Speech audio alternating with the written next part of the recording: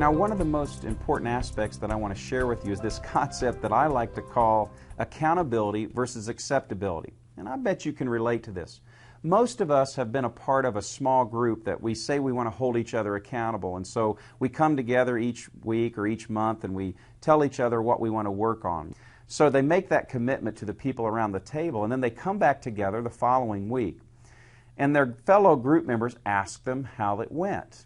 And they normally say something like, well, I meant to do this, but it just didn't work out. So the well-meaning, well-intentioned fellow group members, they slap that other person on the back and say, do better next week.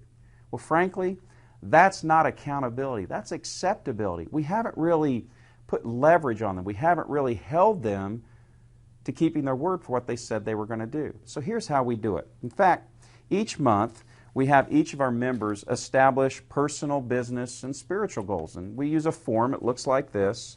And we call this our roundtable group accountability. And I'm looking at one here where Bill has established that he wants to work out 3 times a week for 45 minutes at a time. And he also wants to execute his direct mail campaign. And Susie here is saying that she wants to establish 2 hours each week of just personal quiet time. And that she also needs to update her website. So these are goals that we each commit to doing prior to the next month's Truth at Work Roundtable meeting. Now, there's nothing really unique about that, but this is where it gets interesting. You see, what we do is we assign an accountability partner from the group here, like Bill is assigned to Mike and Jim is assigned to Rob, and then there's a penalty attached if they don't do what they said they were going to do.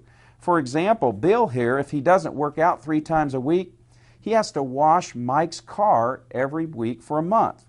Or Susie, if she doesn't complete that 2 hours of personal quiet time, she's going to give $50 to Jim's favorite charity this month. So you can see that we put some penalties for not doing what we said we were going to do. And that's what helps us move from acceptability to accountability. We actually put leverage on it. So just imagine the power and value every month of having a group of your peers holding you accountable.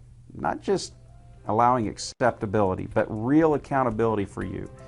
Holding you accountable for the goals that you've set in your personal life, your business life, and your spiritual life. It'll change your life.